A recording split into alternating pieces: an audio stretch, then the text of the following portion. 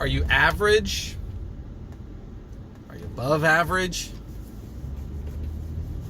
Are you below average? Guys, it's Dave here, and I'm wearing my Be Greater Than Average shirt. You can't see it real well because it's being hid by my seatbelt. But on my morning drive this morning, I wanted to talk about average. And most of my videos are very specific to real estate. You guys know that. I'm a real estate coach and a broker. We have this culture in our office of being greater than average. In fact, that's why I wear the shirt. It's even on our wall in our training room.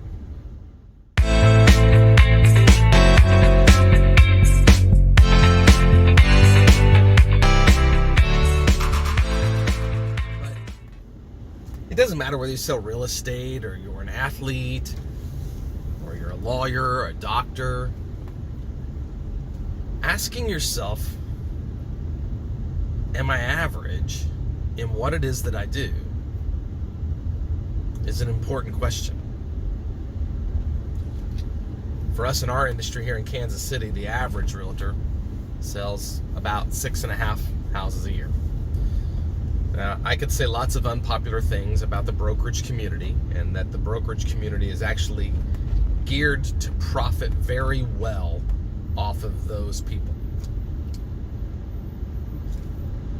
The whole industry, unfortunately, is built around those averages. Our office is well above twice the average. Our goal this year was to be 3 times the average. And we're going to get close to that. But my message this morning is more about life than it is about real estate. You see, if I want to be better than average at anything, playing the guitar, being an athlete and running, playing basketball, being a nurse, then I have to surround myself with people who expect more of me than average. I have to behave in a way that is not average. I can't behave like the typical person and expect to get non-typical results. See, people who want to be greater than average, those are the ones who get up early and are at work typically before the rest of the world. If you're self-employed, and a lot of the people that I deal with are obviously going to be self-employed, the thing about being a self-employed person is there's not a whole lot of people to fire you. The question that I ask a lot of people that I coach is, if you were writing you a payroll check every month, would you fire you? Would you be on a letter of reprimand because your behavior wasn't appropriate? Would you give yourself a raise? And then asking the tough question is, do I really want to be average? Or am I one of those rare few that says, I want more. I want more for me. I want more for those that I love. And I'm willing to go out and do the work necessary to make that thing happen, whatever it is.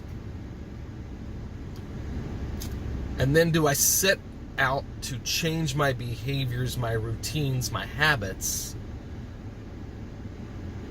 so that my results are predictable?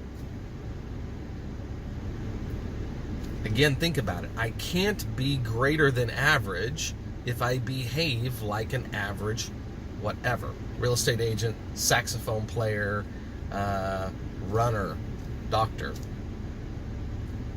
If I was needing surgery, would I want an average doctor? Or would I want the best doctor I could afford? Unfortunately for me in my industry, the standard, the bar is so low. And way too many people who sit in my chair are comfortable with people performing really low on that bar. People who just want to dabble in real estate. And I guess there's a place for them in the industry. Unfortunately for them, it's not in my world. And that's not me being judgmental. It doesn't mean that if you're currently average, that I don't want to have a relationship with you. One of the things that I know is that if you're currently average and we plug you into an environment of excellence, that one of two things is going to happen. You're either going to adapt to that culture, that environment, those behaviors, and as a result, you will perform at a higher level, or you will acknowledge that I don't want to do that work. That's a tough one. That's a tough one for me. One of my new clients that we took on recently in their coaching session said, I didn't think it was going to be this hard. I thought, wow, did you think this was going to be easy? Because nothing worth having is easy in life. And then as we dug a little deeper, it became a little bit obvious that they don't want to do some of the really hard work. That's okay. I have to be okay with that. I have to acknowledge that, and they have to be okay with that. But then they also have to acknowledge that if they're not willing to do the hard work, that they are destined to be in that average camp. And then just be honest with themselves about that. I'm a big believer in the teachings of Brene Brown. If you guys have not read the book Dare to Lead, go grab that. Man, what an amazing book. But Brene teaches us we got to be honest with one another. You know, some brutal honesty at times. Now, I don't mean to be mean to a human being, but honest. And tell them the truth in a kind way. So we've had to have some of those conversations. And from time to time, as a coach and somebody who's responsible for the development of other people, that's just a part of my job. It's the hard part of my job when people aren't performing at a high level. I get a lot of pleasure out of helping people perform at a super, super high level. And it's actually a whole lot of fun to watch somebody who was performing at an average level, and we come in and we just tweak their behavior a little bit, and their behavior goes much higher. So, what behavior can you change today? What one thing in your life can you do differently that if you did it intentionally and consistently would make an impact in how you run your business or how you do the thing that you claim you want to do? Again, let's just pretend you want to be a basketball player. What one behavior can you do differently to change your results? It's a question that very few people ask because they don't want to change. We resist change almost to the point where it hurts. You've heard the saying that we only change when the pain of change is less than the pain of staying the same. For many, the pain of staying the same is not achieving their goals, not living their best life, not getting what it is that they have verbalized that they want. So that can be painful for some of us. When that pain is greater than the pain of change, we will change.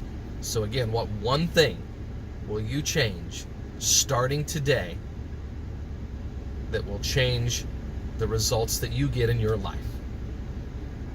Again, if you like my videos, click the like button, click the subscribe button. It means an awful lot to me. And if you have any questions, don't hesitate to email me or call me or leave a comment in the section below. I'd love to hear from you. Make it a great day.